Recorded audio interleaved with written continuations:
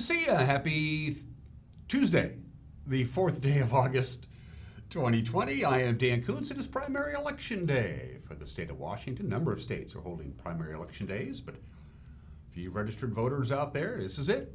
Got to get your ballot in. Don't stick it in the mail. It ain't going to get there on time. It's going to be postmarked, of course, and sent off to your various auditor's office, but they're not going to count because there's no way that a ballot placed in the mail is going to be postmarked today. It just isn't going to happen. So if you haven't voted yet and you're sitting on your ballot at home, fill her out and drop it off at the drop box locations. They're everywhere, all over Chelan and Douglas counties. Get your vote in, primary election day, and then the winners will move on to the November general election. Lots to get to. We have a fire weather watch that begins Thursday afternoon. It's going to be a couple days from now. There's a pretty robust cold front. It's going to roll into our area tomorrow night. Outside of that, for the next couple of days, today and tomorrow, more sunny and warm conditions. Complete forecast details are coming up, and it looks like it's going to be a little dicey fire-wise on Thursday. Speaking of that, we'll have the latest fire information, latest COVID-19 information when we get to news. Mariners, if they only played 4 innings, the Mariners would be like the best team in baseball, but they play more than 4 innings. It took forever for the 5th inning to get done last night. I watched the Mariner game. I go, when is this going to end? It was like a parade of base runners, and they weren't Seattle Mariners who were doing that. Mariner baseball coming your way when we talk about sports, everything else that you need. And in the back half of the hour, as you know, once a month, our friends from Confluence Health pay us a visit here in Wenatchee Valley. Had us a chance to see Dr. Patrick Carrillo again yesterday. Brought along a friend with him, Sara Eastman, who works in the technical side of Confluence Health. Of course, their challenge is how do you take care of your regular health care needs in this COVID-19 era? You know, when you visit your doctor, it's kind of a physical thing. I mean, you got to sort of be there for him to examine you. They've worked out some pretty creative ways to get around that. So Sara Eastman and Dr. Pat Carrillo will be joining me from Confluence Health in the back half of the program. 66 degrees, clear skies, fairly high relative humidity, 60%. Let's take our tour. Let's go around the valley on a drop-dead gorgeous morning. Beautiful day yesterday. We hit 89, which is pretty much what they were predicting. They were predicting right around 90. We hit 89, which is exactly normal for this time of the year. Our normal high temperature, even in the hottest days of summer, never goes above 89. And we hit that right on the button as we look at the Wenatchee Valley from our cross camera, which seems to be zoomed out and tilted up just a little bit. Sunrise this morning was at 5:44. Sunset tonight will be at 8:29, 14 hours and 25 minutes of daylight. And we are baked dry. Look at, that's the concern, of course. And we have basically fire concerns until like November. You know, that's just the way it is. So far, actually, it's been a fairly benign fire season. Let's keep our fingers crossed and hope it stays that way. Camera 2, I don't know. Megan throws it up and I have to guess. That's obviously Lake Chelan. I just have to figure out what camera that is. Bear Mountain? Hey, hi Bear Mountain, how are you? One of my favorite golf courses, especially the back 9. Nothing wrong with the front 9, but the back 9 of Bear Mountain is both fun and challenging.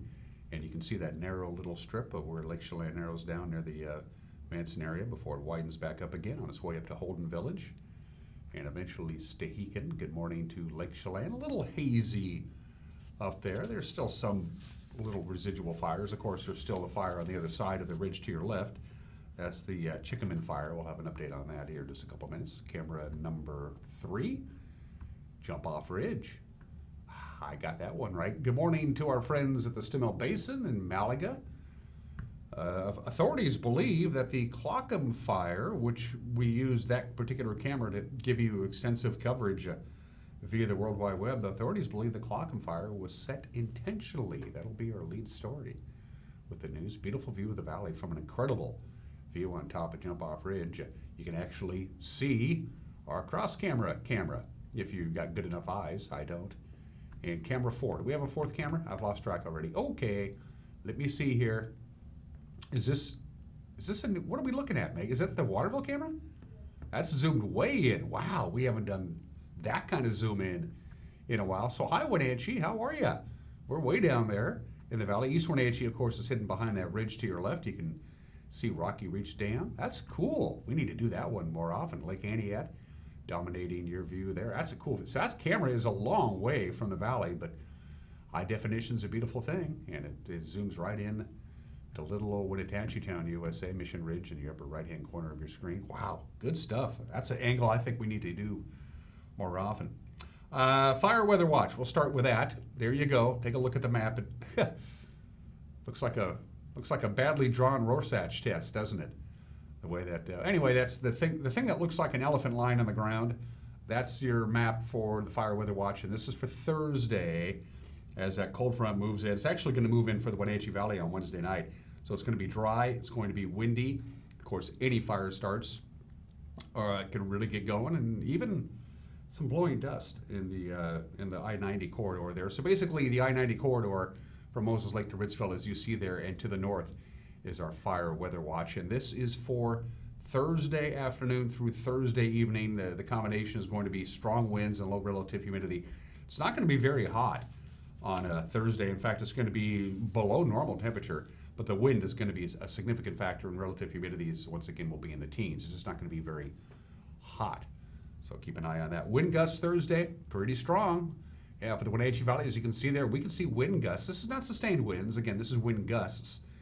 Anywhere from 35 to 40 miles an hour, and you can see the direction that they're coming through as this cold front, this strong cold front, begins to push through the region overnight Wednesday, pretty much all day Thursday. It's going to cool us down a lot, which is the good news for those people who just can't handle a lot of the heat. But boy, is it going to make the winds really get going, especially in those gaps, those places that we've talked about many times before that are susceptible to strong winds, and that certainly includes some of the lees of the Cascades. The wind gets channeled into those narrow areas and picks up a little bit of head of steam. So that's your wind gust forecast for Thursday. And as this is an updated slide that we showed you yesterday, hot, then cooler, and then fairly mild, fairly benign. So it's going to be, we're going to be warmer today than we were yesterday, and then Wednesday will be warmer than Tuesday. Thursday is the big cool down when the cold front comes in. We'll see a few passing clouds, could even see a raindrop in some locations, although I don't think it's going to happen here in the Wenatchee Valley. We could sure use some rain as long as there's no lightning associated with it. So Thursday is the big weather event of the week, and then things calm down on Friday, Saturday, and Sunday. The cold front exits, but some of that cold air still going to be hanging around on Friday before we heat back up again on Saturday and Sunday. So there you go. Those slides courtesy of the National Weather Service, and so is the forecast. It's brought to you by Patriot Plumbing, Heating, and Cooling, who gives your home a hug. Again, warmer today than yesterday. Not a lot of wind to talk about, maybe a little breezy in the afternoon hours. 66 for the overnight low tonight. Very light and variable winds expected tonight. Wednesday, without question, the hottest day we're going to have for quite some time, right around 97 or 98. Things will start changing Wednesday night. This is when that robust cold front moves through overnight Wednesday night. You'll certainly notice it on Thursday morning. A lot of sunshine on Thursday, but breezy conditions. Winds will be out of the west about 9 to 14 miles an hour. It's going to pick up in intensity to about 15 to 20 miles an hour in the afternoon, as you saw with that map. Gusts anywhere between 35 and 40 miles an hour for the valley possible on Thursday, which is why we have that fire weather watch that goes into effect on Thursday afternoon, lasts through Thursday night. It's not going to last very long. It's a strong cold front, but it's fast moving. So once it comes through, and hopefully we don't have any new ignitions of fire, we're in for a pretty nice stretch of weather. That cool air is going to be hanging around on Friday with a high of 87. Then we start the warming process again to 91 to 92 to 94. It is August, is what we expect. So the big weather event is that cold front coming in Wednesday night into Thursday. Mother Nature's air conditioning is going to get kicked in a little bit. It'll give us a chance for everybody to cool down, but it also increases the fire danger. So that's your forecast at 9 minutes after the hour. Speaking of fires, the Clockham fire will be our top story when we return with the news. In 1 minute, you're watching Wake Up Wenatchee Valley on the NCW Live channel.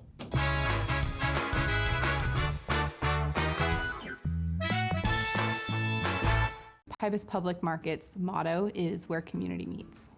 Whether it's people, enjoying an event, or they meet a colleague for coffee and whip out their laptop and are able to actually do work here, having quick and reliable Wi-Fi is one of the things that makes Pybus such a great community hub. It just contributes to the welcoming place that we want Pybus to be. I'm Allie, and fiber keeps people connected, and that's what Pybus Market is all about. Join NCW Live Channel for another night at the races Saturday at Wenatchee Valley Super Oval.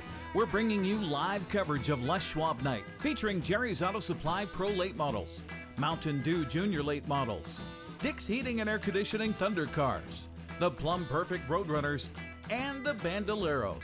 Join us Saturday at 6 for all the action, live on NCW Live Channel, your local TV station.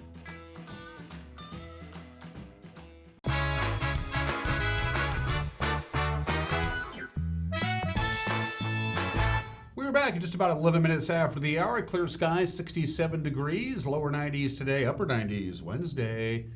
Big cool down, but lots of wind coming our way on Thursday. Here are your headlines. And authorities believe a Malaga man intentionally set the 3,000-acre Clockham fire to avoid arrest for a dispute with his landlord. 29-year-old Wade Ryan Hawkins is jailed, faces a possible charge of arson in that blaze, which broke out on July 24th. Chelan County Sheriff's deputies say that the day they were called to the area of Clockham Road on a report that Hawkins was trespassing on his landlord's property during an eviction dispute, but while they were there, on their way, I should say, the Clockham fire erupted near the intersection with Kingsbury Road. Now, deputies say eyewitnesses put Hawkins in the area at that time and say he may have set the fire as a distraction. Hawkins' girlfriend, Kristen Bree Horner, also faces charges in the matter. 2 homes and a vehicle hit by gunfire in a drive-by shooting early Sunday morning. This happened at the Larson housing community outside of Moses Lake. The Grant County Sheriff's Office said just before 1 in the morning, several residents and a nearby deputy reported multiple gunshots in the 1200 block of Arlington Drive Northeast. One bullet went through the window of a home, and the suspect's vehicle crashed into a parked car while fleeing the scene. Nobody was injured. The suspects have not been identified nor arrested. The Chickaman fire in a remote mountainside north of Plain has now burned 240 acres so far. Smoke jumpers are fighting this fire, ground crews and helicopters. It's very steep, very rugged terrain. Numerous Okanagan-Wenatchee National Forest roads and trails in that area are closed. Crews continue to build fire lines and try to contain the spread of the fire. It has not spread very fast or far since it started. Here's a map of the Chickaman fire. The Chickaman fire is that red dot in the top of your screen. You can see that how it is in relation to Fish Lake and Lake Wenatchee. It's a lightning-caused fire, by the way. It started Friday afternoon, and a Type 3 incident management team has been the agency in charge since Saturday morning. The Burma Road fire burned 168 acres, but luckily no structures after starting Saturday afternoon. This was about 5 miles north of Pateros. The Washington Department of Natural Resources said the progress of the fire at Burma Road south of the town halted by about 9 o'clock on Saturday night. Several firefighting agencies responded with an all-out assault using ground crews, an air tanker as you see there, and helicopters. Speaking of things in the air during fires, unauthorized drones have not been a problem for firefighters who have been responding to numerous wildfires in Washington state this year. In fact, the National Interagency Fire Center says the entire Pacific Northwest has been problem-free when it comes to drones this year. There have been 11 drone incursions nationwide, including 8 in which firefighting operations had to be shut down. On July 22nd, there was an unauthorized airplane in the area of the South Pine fire near Tenasket that briefly interfered with firefighting efforts. One of the big reasons firefighters have been able to quickly gain control of fires here in north central Washington is an emphasis on aerial resources. And a key component of that has been the use of nimble and versatile single-engine air tankers. Allison Morrow is with the Washington State Department of Natural Resources, and she explains how valuable these small planes have been. Hi, I'm Allison Morrow with your DNR report. Hot and dry conditions have led to a spike in the number of wildfires that crews are battling across the state. One of the most important tools they use are these airplanes, single-engine air tankers or seats. Fire bosses are critical to our success in initial attack. When they come in and drop on the head of the fire, it buys time for ground resources to come in and do a ground attack and buys us time. It is also critical in checking up fire that is potentially a threat to buildings and structures and improvements. The smaller planes can reload and operate in areas where larger air tankers cannot. A special feature of this plane is that it can land on water and fill up with as much as 800 gallons in a few seconds while skimming along the water. This little nozzle right here will turn and pick up water. So when these doors open up right here, that's where the water or fire suppressant would exit. It really cuts down on our load and return time. They don't have to go back to bases like these to reload with retardant. They can just land on lakes and rivers and pick up that water and go directly to fires. The plane also has special gear to help pilots navigate through very smoky skies. We have thermal cameras on these right here. That allows pilots to see the fire's edge as they're flying through smoke or conditions that would affect their visibility.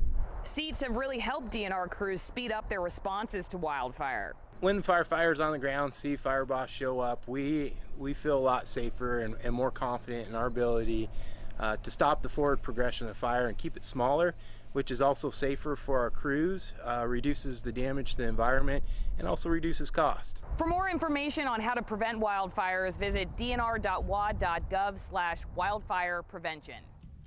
In other news this morning, Gebbers Farms, based in Brewster, one of the largest agricultural concerns in this country, says one of its guest workers has died while in isolation for COVID-19. Earl Edwards, a Jamaican field hand who worked at Gebbers seasonally under an H-2A guest visa for more than a decade, died Friday after collapsing in housing set aside for infected employees. He'd been housed there since testing positive for the virus on July 21st. Now, more than half of the 4,500 workers at Gebbers Farms are H-2A recruits. Last month, the Department of Labor and Industries ordered the company to change its worker housing standards to help prevent the spread of the disease. Edwards was 63 years old and is the second Gebbers worker known to have died of COVID-19. More than 120 Gebbers employees have tested positive. Many more are awaiting test results. And finally, this morning, 2 months ago, we told you which employment sectors in the Wenatchee Valley show the greatest number of COVID-19 cases. The numbers are in now for June, and the agricultural sector remains the economic area with the most infections. Data from the Chelan Douglas Health District shows 150 infections were discovered in the month of June among agricultural workers. Convalescent care and healthcare had the second largest number, with 57 new cases among residential clients and caregivers. However, children too young to work accounted for 62 infections. Those figures don't take into account the explosive growth of diagnosed cases in Chelan and Douglas County. In July, the total count has since tripled now to more than 1,800 people. And that is a look at what's making headlines at 18 minutes after the hour. We got Cal, we got Eric, we got Jefferson, we got Grant, we got the whole news gathering team getting together and putting together a newscast so you can find out what's going on in the Wenatchee Valley in north central Washington. You can watch it every night at 5 o'clock, 6 o'clock, and 10 o'clock, Monday through Friday, I should say, with a preview. Here's Grant. Good morning, Dan. Coming up tonight on the NCW Life Evening News, all the latest COVID-19 news from around north central Washington. I'll have your hot north central Washington weather forecast, and Eric Granstrom will be in with a look at the Mariners Angels series. That and all the day's news coming up tonight at 5, 6, and 10 on the NCW Life Evening News. We hope you'll join us then. Back to you, Dan. Thank you, Grant. You got a news tip for us? You want to see how we're doing? Ooh, there's COVID again. Get that thing out of there. Drop us a line via Facebook. Use the Facebook Messenger. Go to our Facebook page, type us a note. We get it. You can email us directly, which might be the best way to do it. Our email address is news@ncwlife.com, news@ncwlife.com. Or if you go to the top of our homepage, you'll see the Contact Us icon. Click on that. A form pops up. Fill out the form. You can either submit a news tip or just drop us a note, whatever is best for you. 19 minutes after the hour. When we come back, sports, the obscure holiday, today in history. We got some celebrity birthdays for you. Mike McNally's got an opinion, and our annual visit with our friends at Confluence Health is coming up. You're watching Wake Up Wenatchee Valley on the NCW Live channel.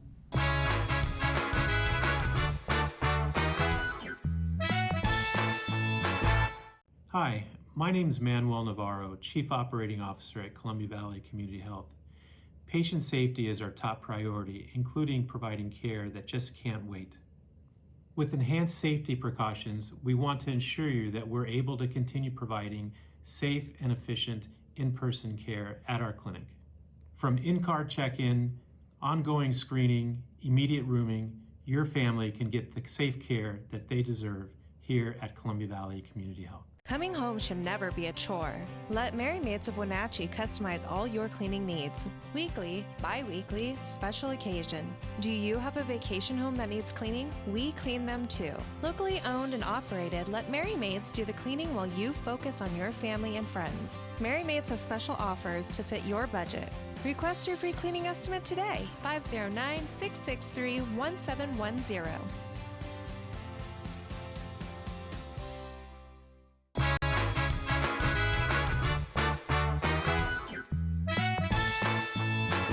Back at it, let's talk about sports. The Mariner losing streak is now at 3. They got shellacked last night by the Oakland A's. 11-1 was the final. Seattle starting pitcher Justice Sheffield looked pretty darn good through 4 innings, and then in the 5th inning, the A's plated 8 runs in the frame. They chased Sheffield from the game, and they ended up taking 3 out of 4 games at T-Mobile Park. Manager Scott Service says this is a game you flush and get ready for the next one.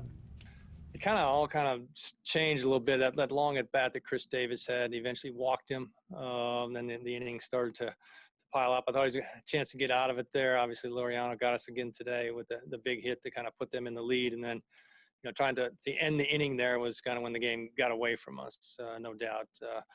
Shaw struggled command-wise and getting that 3rd out. So, it did get away from us there in the 5th. And, trying to, bright side tonight's ball game. I thought Chef did his job, did a really nice job of keeping us right there in the ball game. And, not much to speak of offensively. Their guy Montos is really good, had good stuff and, good off-speed pitches as well. So, not a fun game to watch by any standards. We walked a lot of guys tonight. We did not control the strike zone. And unfortunately, it got ugly there. So, again, nothing we can do about this one. Going to get in the shower, wash it away, and we got the Angels coming in and get back on track here tomorrow. Kyle Seager was the lone bright spot for the Mariners. He went 2 for 3 at the plate, had a double and a ribby. Kyle Lewis's 10-game hitting streak to start the season came to a halt. He went 0 for 4. The Mariners continue their 20-game stretch. 20 games in 20 days. They got the Angels in town tonight at 7:10. Justin Dunn will start for Seattle. L.A. will go with Andrew Heaney. Oakland at Seattle was the only game in the American League West last night. The A's are now a half game in front of Houston. The Mariners are now 2.5 games back, as you see the standings there. Training camp for the Seahawks. Continues at the VMAC in Renton. After a week of quarantine, Seattle begins its 2nd week of camp at a slow pace, and Coach Pete Carroll says that's the way it's got to be to keep everybody safe. The call for patience is it's ridiculous. It could be we get to this point, we miss the off season, the physical part of it on the field and in the complex here and all of that. So we're so raring to go, and yet we can't start. The whole first week was really quarantine. Week 2 now is the ramp up period, and so we're still not there. We really won't get to practice like we want to practice until our third day on the field. It's like Thursday the 14th or something like that. So we're so far away from ever even getting to that point, because what we're doing right now is really to take the place of the off-season work that we would have had on the field.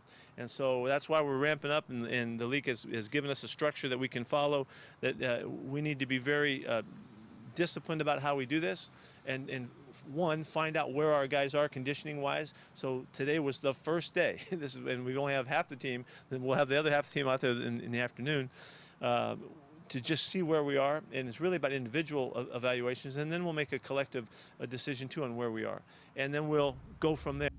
There weren't a lot of teams in the NFL that came out COVID-free, but the Seahawks were one of them, and Coach Pete Carroll says a testament to the leadership of the club. Nobody's playing football, Nobody's tried this out. We're experimenting with the process, and see how the game fits with the interactions and what it means in terms of controlling the spread of the infection. We'll just have to wait and see. I can't tell you what's going to happen, but I'm optimistic that we're doing everything we can, and I love the leadership on this team continuing to send the message to the guys, because I really feel like more than ever the leadership in your locker room is going to be more meaningful and more instrumental in our success. I mean, it's always crucially important, but now more than ever. We in essence, we don't bubble like the NBA did or like the NHL did in the same fashion, but don't think for a second that we aren't in a bubble. We are, and that bubble is the conscience that we can hold. Always protect the team. Rule number one is in effect, and it's crucial we do a great job with this. So we'll see how it goes. As far as the Seahawks actually doing football drills on an actual football field, Coach Pete Carroll says that's not going to happen until next Friday. The NFL, of course, has canceled all the preseason games, so Coach Pete Carroll says they'll have a couple of game-like days at CenturyLink Field to help evaluate young players. We'll have more with Coach Carroll throughout the week as training camp continues for the Seahawks. We're ready for Saturday night. We're pumped. We're back again to racing at the WVSO, the Wenatchee Valley Super Oval. Drivers and teams are signing up for 5 classifications in the high bank quarter-mile asphalt in Fancher Heights in East Wenatchee. We will be there again. Our cameras are going to be rolling to capture all the action live. It's Jerry's Auto Supply Pro late models. You got the Mountain Dew Junior late models. You got the Dix Heating and Air Conditioning Thunder Cars, the Plum Perfect Road Runners, and my personal favorite, the Bandoleros. Eric Grandstrom and Greg Rentz will have all the action Saturday night, 6 o'clock, right here on your home for local sports. That's us, the NCAA Live channel. By the way, there's going to be a practice night Friday night at the WVSO, but again, we're dealing with COVID-19 restrictions. And since Douglas County is on the 1.5 safe start phasing, no fans, again, allowed in the stands this weekend, but we're looking forward to it. And that's just some of the games that people are playing on this Tuesday, Election Day, primary election day anyway. 26 minutes after the hour. You know, today was supposed to be National Night Out. It's not going to happen. National Night Out when a bunch of people gather in a public spot and they have, emergency responders, law enforcement, police, all that cool stuff. Not going to happen this year. I just wanted to mention that for the obscure holiday. It's kind of sad. It's not going to happen this year for obvious reasons. But we also love the Coast Guard here in North Central Washington. And we want to wish the Coast Guard a happy birthday. Today is National Coast Guard Day. They're celebrating their 230th birthday today. The Coast Guard was born in 1790 as the Revenue Cutter Service.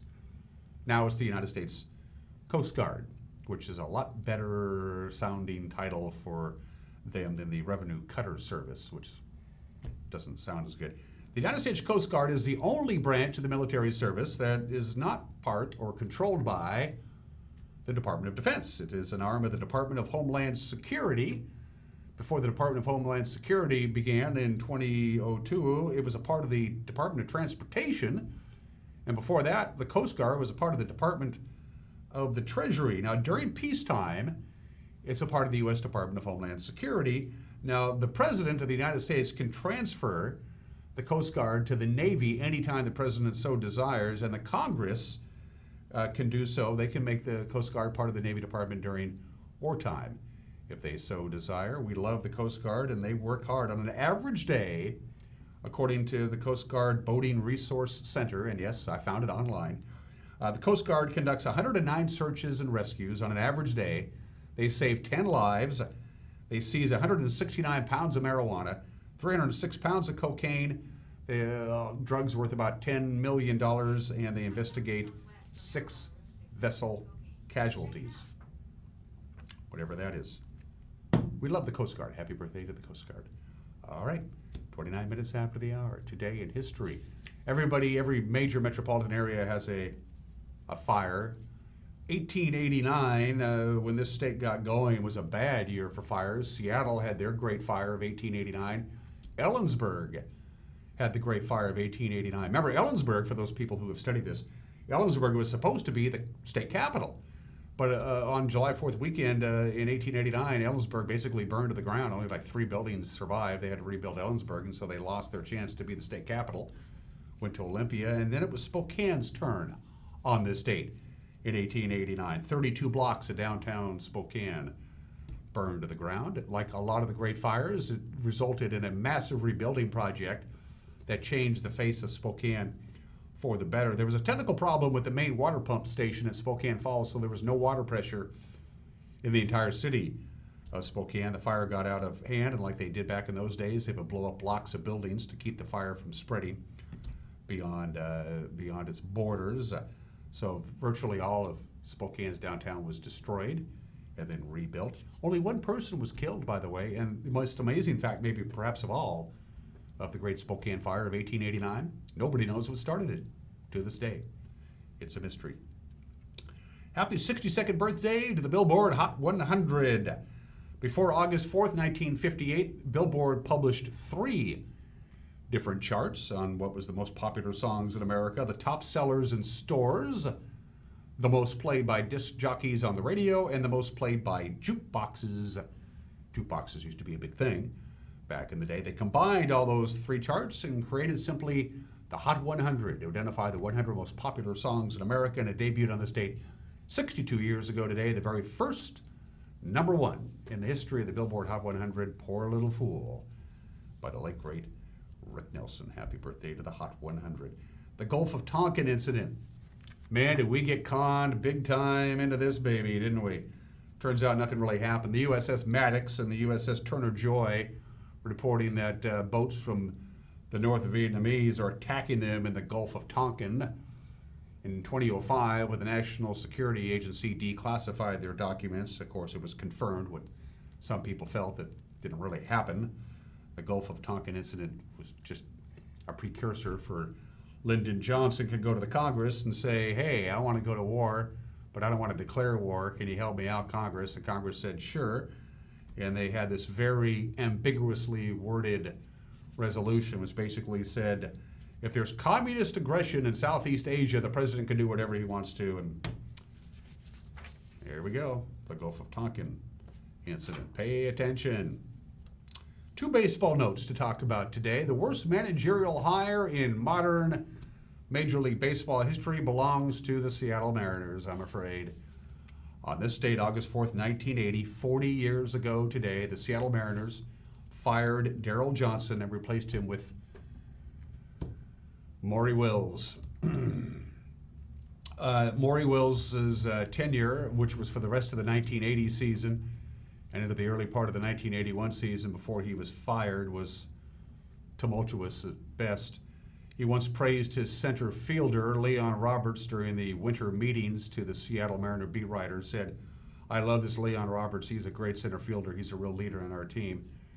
Leon Roberts had been traded to the Rangers a week earlier. Maury Wills once cheated by ordering the grounds crew to make the batter's box 1 foot longer than regulation. He was suspended 2 games and fined $500. Maury Wills once filled out a lineup card and brought it to home plate. It listed 2 third basemen and no center fielder.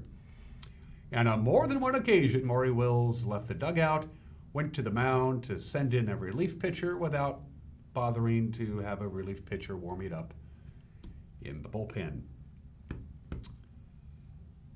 Happened 40 years ago today. And a much more interesting baseball note, I think.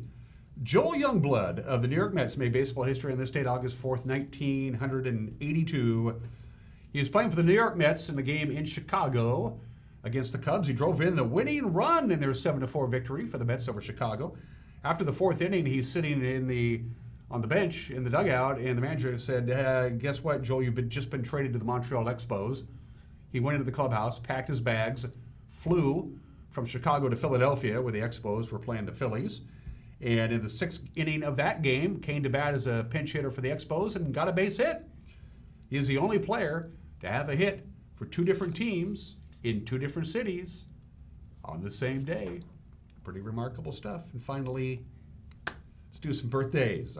Satchmo Louis Armstrong, born in the state in 1901. Jazz music as it is and ever will be goes back really to Louis Armstrong. His development of jazz is absolutely immeasurable. His early recordings are just phenomenally impressive. He was a trumpet virtuoso. Of course, he ended up becoming just an all-around nice guy and a very well-known entertainer. I think sometimes his musical contributions have been overshadowed because of his outgoing personality. Strangely enough, for years and years and years and years, Louis Armstrong always said he was born on July 4th, 1900, but it wasn't until the mid-1980s that a biographer who was researching to write a biography on Louis Armstrong discovered his baptismal certificate in New Orleans, and he discovered that he was actually born on August 4th, 1901. So either way, we miss Louis Armstrong. Satchmo, born in the state of 1901, died in 1971 at the age of 69. We always do presidential birthdays. The 44th President of the United States, Barack Hussein Obama, was born in the state in 1961, makes him 59 years old today. Got a couple of interesting facts about him. His very first job in Hawaii was at a Baskin-Robbins restaurant, and he so overindulged in ice cream because it was essentially free that he actually doesn't like ice cream anymore. He said, I ate so much ice cream in my first job as a teenager at Baskin-Robbins, I don't much like ice cream anymore. And at the 2008 presidential election, his total count of 69.5 million votes still stands as the largest tally ever won by a presidential candidate. Pretty impressive. Barack Obama, 59 years old today. And Roger Clemens, the only 7-time Cy Young Award winner in the history of Major League Baseball, not in the Baseball Hall of Fame for reasons we're not going to get into right now. Roger Clemens is 58 years old today, 35 minutes after the hour. Mike McNally's got an opinion. He always does. It's coming your way. And then my conversation with Dr. Pat Carrillo and Sara Eastman from Confluence Health. Going to catch up with those people. You're going to learn a lot from Pat and Sara when we come back. You're watching Wake Up Wenatchee Valley on the NCW Live channel.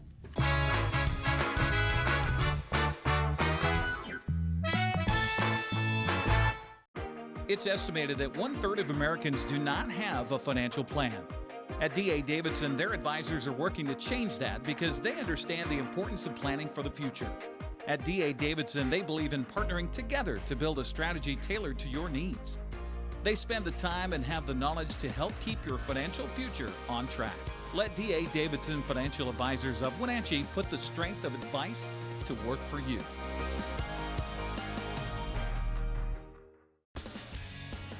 When you call Dick's Heating and Air Conditioning, you get 35 years of experience and customer service in the Wenatchee Valley.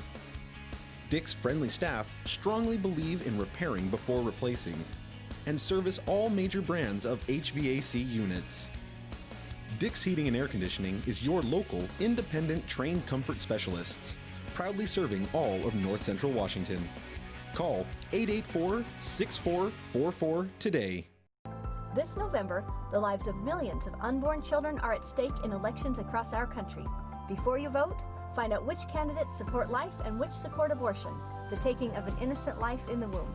Remember, an unborn baby's heart starts to beat at just 6 weeks. Wenatchee Right to Life supports life from conception to natural death. Join us. Vote for life.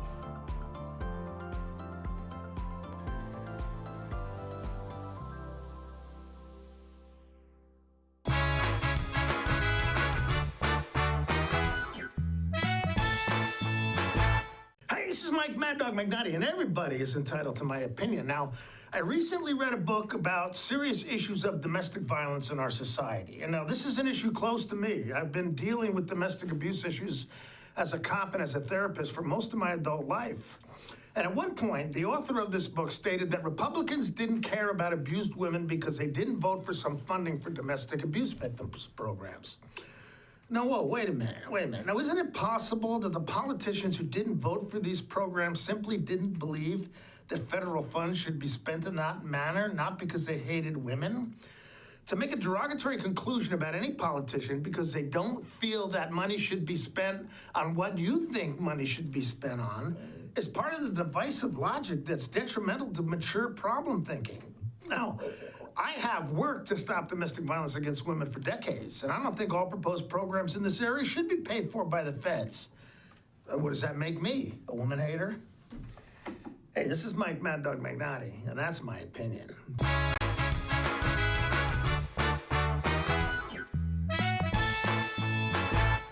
I work in healthcare, and we give all of our employees free Works memberships.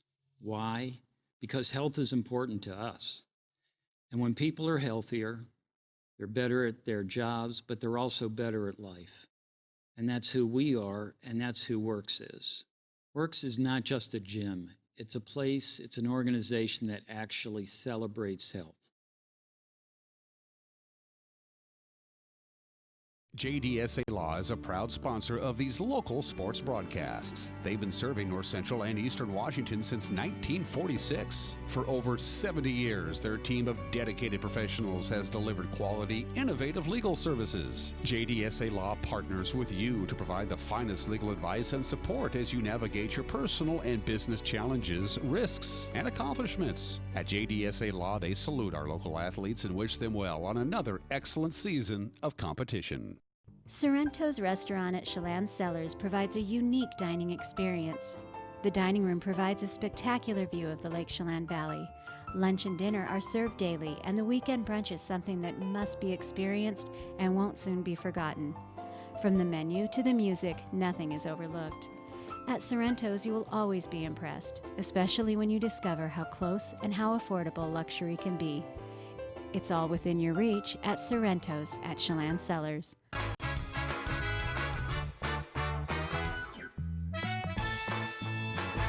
Welcome back to Wake Up Wenatchee Valley. I am Dan Kuntz. Once a month, we visit from our friends at Confluence Health, whatever is going on in Confluence Health's world, as you might imagine, since early March.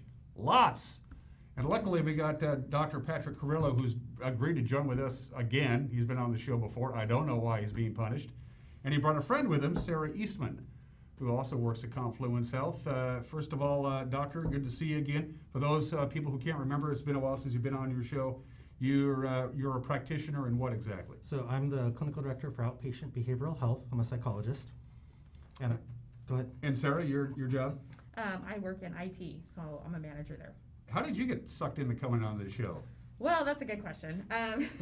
So for me, I think it's really the behind the scenes where the providers are seeing the patients. We're actually providing that build to prep those visits so that patients can be seen. So okay. I'm more of that technical speak. Okay.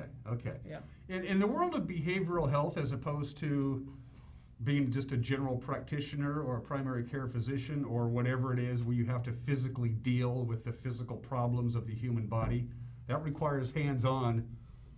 You know, I can't test your reflexes without hitting your knee with a hammer kind of stuff. Has the COVID-19 pandemic made things a little bit easier for you in that regard? You can actually practice your craft without having to physically be in the same room with somebody? Yes. I think we're fortunate that we have been able to still practice. I wouldn't say it's easier, because I think any patient will say, we want to be in the same space. They want to come into the same room. But the reality is the pandemic has made it more difficult to have that face-to-face contact where, again, in behavioral health, it's all about what am I feeling, right? What am I conveying? When I've got this on and you've got that on, it's really hard to communicate, right? We do our darndest to show with our eyes everything we're feeling, but when a patient's coming in and really wants to talk about some really deep emotional things, they need to know what's being felt by the provider who's listening to them. We want to get a sense of what you're feeling, and it's really hard with a mask. The wonderful thing about televideo, which Sara will probably share a lot more details about how they've made it work, but the wonderful thing about televideo is that we're not losing that. I don't have a mask on when I'm sitting in my home. None of the providers on my team wear masks in their homes. You don't have to have a mask on.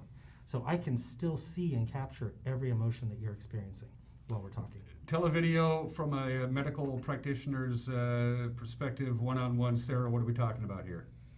Yeah, so as far as that side of it, really, we try to come up with a solution and not have any barriers for our patients with a program that allows them to still have that contact with their providers. And not everybody's technical savvy, right? And so how do we come up with, Happens all the time. Right? A solution for them that they can still have that interaction with their physician when they need it. And so we were able to really make it patient focused, make it as simple as possible, and it's been successful, and we're changing it every day. We're learning new technology to make it simple for our patients, but it's been a challenge, right? When it first started. Well, how much has your life changed since March, I guess, is the obvious question. A lot, right? And I think the last thing we wanted to feel is that disconnect from our provider during a pandemic, right? And so this has really opened, not created a barrier for the patient, and really allowed us to stay connected and make them feel that whatever it is that they're going through is important and they can still be seen.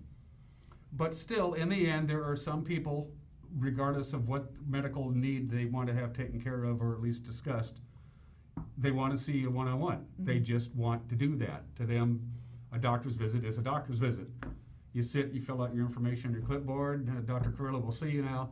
Is there some patients you just have to do it that way, or is this just the new way it's going to be for a while?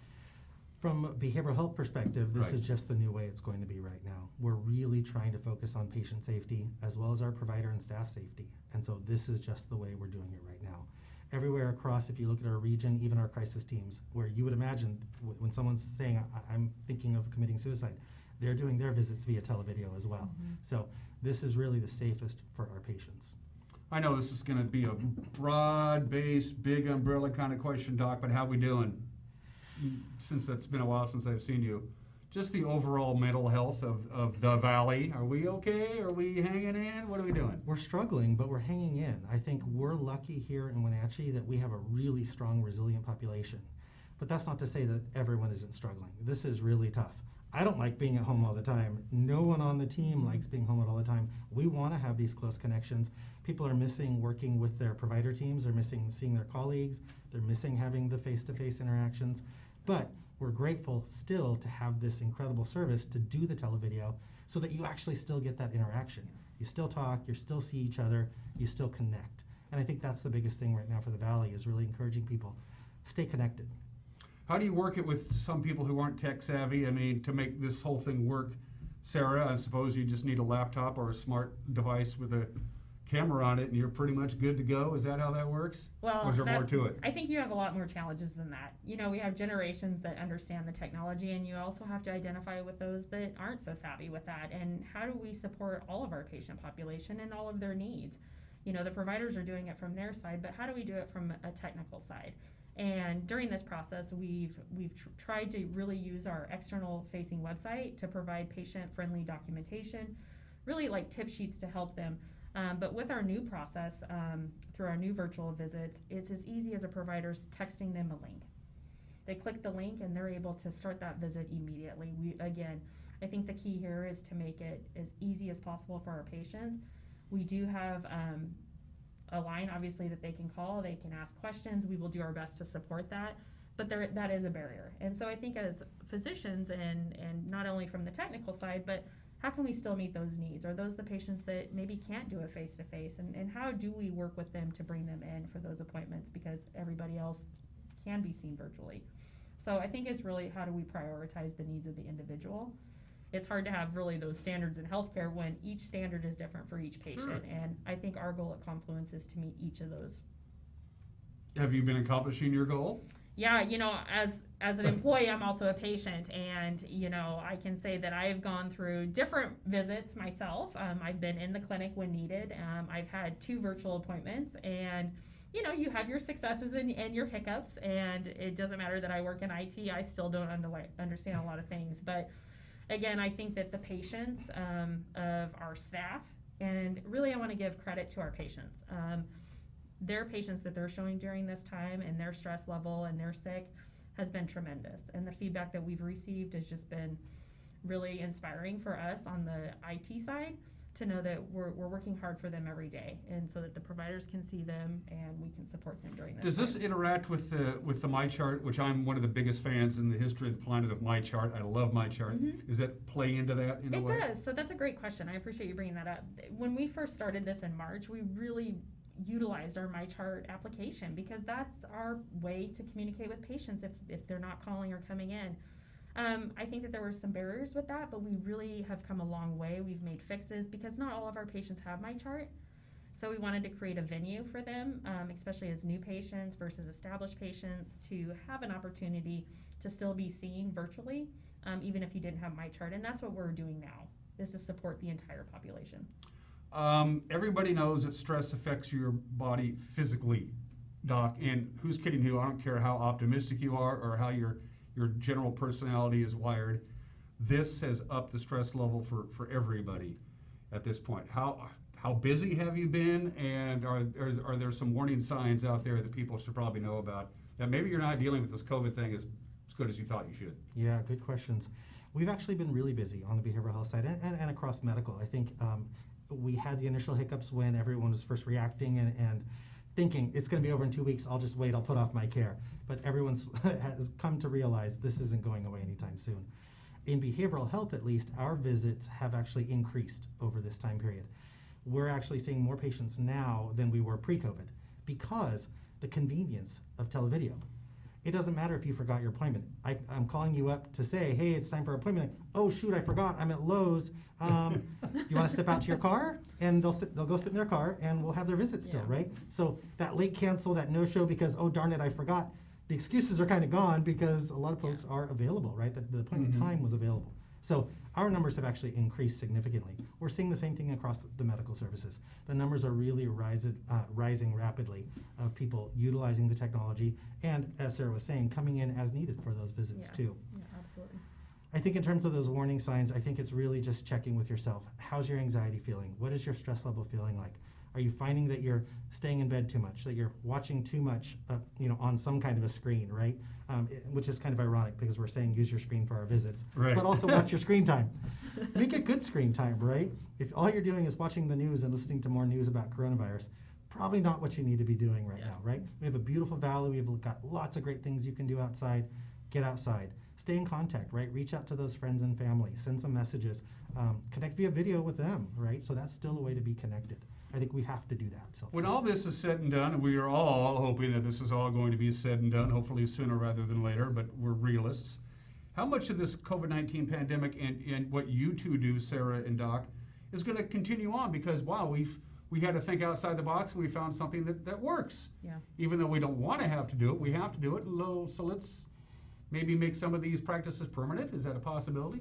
I think that it has opened our eyes to a new form of healthcare, and virtual visits is something that's going to be around, right? I don't see that going away. And like Dr. Carrillo said, the fact that you don't have to be in a certain place to have that visit, and the technology allows you to be able to talk with your provider on your phone or your laptop.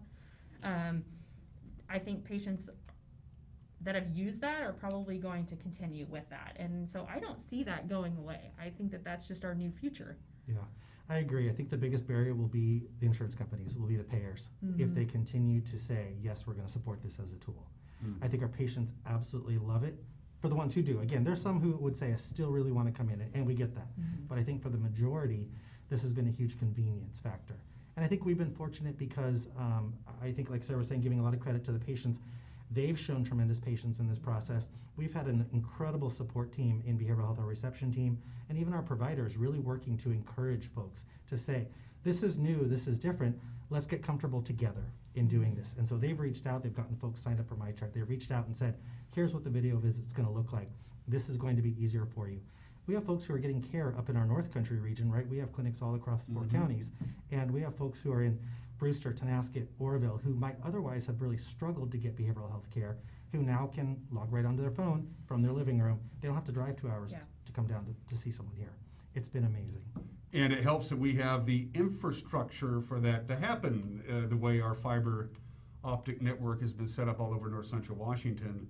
We have it better than a lot of places in this country. Yes. Because the local PUDs had the foresight to pave the highway that we get to drive on, so to speak. I've asked you this question before, Doc, and I'll ask it to you again because I haven't seen you for a while.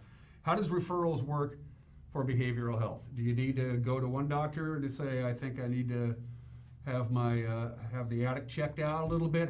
Can they go directly to behavioral health if you've already have how does that work? Yeah, they can, absolutely. And any folks out there who can self-refer to behavioral health. Otherwise, oftentimes the best gateway is for your primary care doc saying, I'd like to get checked out. A lot of times we don't know. There might be underlying medical issues which are also contributing to your mental health needs. So get checked out. Talk to your primary care provider. They're going to be your gateway into care. But you can also self-refer. I'm going to leave the last question to Sara, and I hope I don't put you on the spot here. A lot of people, as we get older, we need more primary care. But a lot of our older viewers and our older populace, this scares them. I don't want anything to do with the internet. I don't want anything. I don't even have a computer. How do you talk them through that to say this is important that you continue to monitor your health and take care of yourself, but you just can't do it the way you used to? Are you having a hard time selling that to those folks who are really resistant to technology? Yeah, and I think that the important thing is the reason we've had success over the last few months is because of that feedback.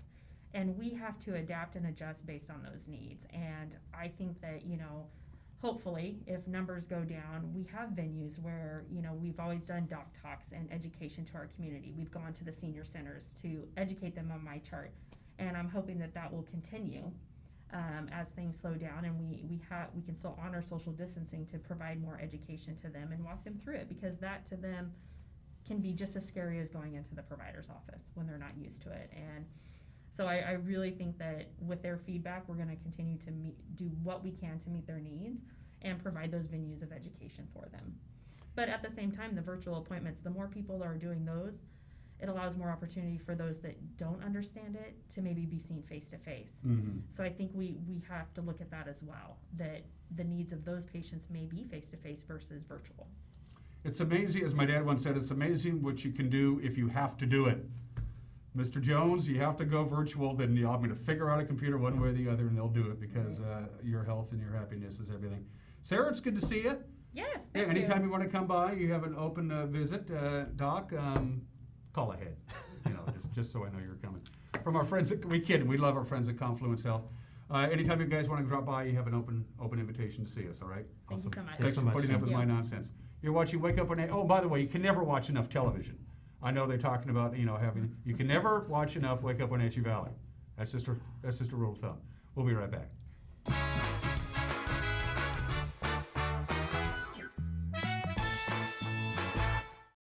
Hello, this is Dr. Glenn Poey, letting you know that we are open and seeing our current patients and also looking forward to seeing new ones here at 620 North Emerson, Suite 300. Look forward to making you feel your best. When you or your family's physical health is compromised and you need medical supplies, Value Plus Medical Supply is where you turn for solutions. All of our staff has a medical background, assuring you the highest quality of customer service. Stop by Value Plus today. Highlander Grill and Golf Course is known as one of the finest wedding venues in the Wenatchee area. You do not have to be a member to come to Highlander. Highlander Golf Course offers a first-class backdrop for your wedding day. Our friendly professional staff will ensure your wedding and reception is picture perfect, from every moment leading up to the I do's to when the lights go down at the end of your reception. Hi, I'm Chelan, site coordinator for Highlander Grill. Give me a call to schedule your event today. Bring the whole family up to Stormy Mountain Brewing and local public house in historic downtown Chelan. Applewood smoked brisket, street-style tacos, and our award-winning barbecue rubs and sauces. Our meals pair perfectly with our exciting lineup of craft ales, made right here in Chelan. We've got room for big groups, or give us a call for catering. So grab the kids and check out the fun at Stormy Mountain Brewing and local public house located in the heart of Chelan. At Harvest Valley Pest Control, we know you are committed to making your home and business a healthy and pest-free place. Hi, I'm David. Give us a call and we'll give you a firm price over the phone and schedule a time that works for you. We will do an in-depth 30-point healthy home or business inspection and craft a customized plan of action designed specifically for your pest issue. Give us a call or visit our website today.